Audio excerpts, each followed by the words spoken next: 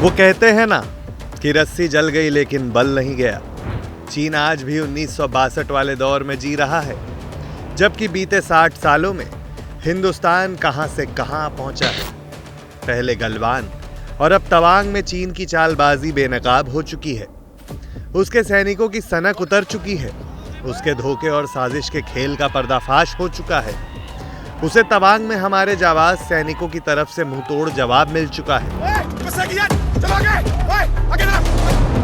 भारत और चीन की सीमा की बात करें या एलएसी की बात करें, तो भारत के साथ चीन 3488 किलोमीटर लंबी सीमा साझा करता है। एलएसी जम्मू कश्मीर, हिमाचल प्रदेश, उत्तराखंड, सिक्किम और अरुणाचल प्रदेश से होकर गुजरती है। यह सरहद 3 सेक्टरों में बटी हुई है। पश्चिमी सेक्टर यानी जम्मू कश्मीर, मिडल सेक्टर यानी हिमाचल प्रदेश और उत्तराखंड, और पूर्वी सेक्टर यानी सिक्किम और अरुणाचल प्रदेश। दोनों देशों के बीच अब तक पूरी तरह से सीमांकन नहीं हुआ है, क्योंकि कई इलाकों के बारे में दोनों के बीच मतभेद है। भारत पश्चिमी सेक्टर में अक्साई चिन पर अपना दावा करता है, लेकिन यह इलाका फिलहाल चीन के नियंत्रण में है। भारत के साथ 1962 के युद्ध के दौरान चीन ने इस पूरे इलाके पर कब्जा कर लिया था। वहीं पूर्वी सेक्टर में चीन अरुणाचल प्रदेश पर अपना दावा करता है। चीन कहता है कि यह दक्षिणी तिब्बत का हिस्सा है।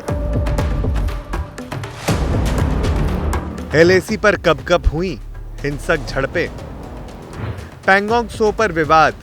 पूर्वी लद्दाख में कम से कम 12 जगहों पर दोनों देशों के बीच विवाद होने की बात कही जाती है। इन्हीं विवादित इलाकों में से एक पैंगोंग त्सो को लेकर भी है। ये झील करीब 4270 मीटर की ऊंचाई पर है। इसकी लंबाई 135 किलोमीटर है। इसका पूरा क्षेत्र 600 वर्ग किलोमीटर का है। इस झील के 2/3 हिस्से पर चीन का कब्जा है। भारत के पास 45 किलोमीटर का हिस्सा आता है।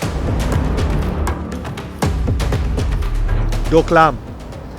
डोकलाम के पहाड़ पर चीन, भारत और भूटान की सीमा मिलती है।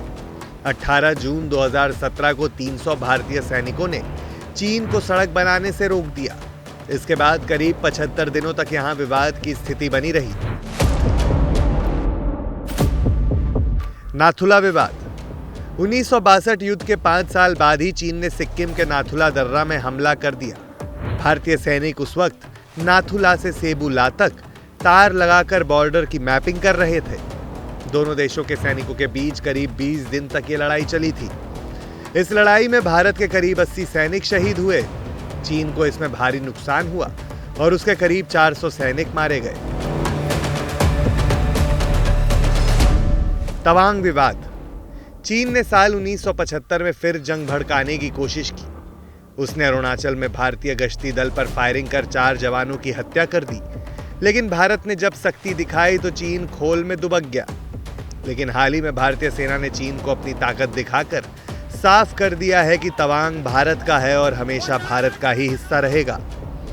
इसके बाद शायद अब चीन भारत के खिलाफ हथियार उठाने की हिम्मत नहीं कर पाए। इसकी वजह है घातक हथियारों से लैस हिंदुस्तान के हिम्मती जवान, जो एलएसी पर दुश्मन को माकूल जवाब देने के लिए तैयार बैठे हैं।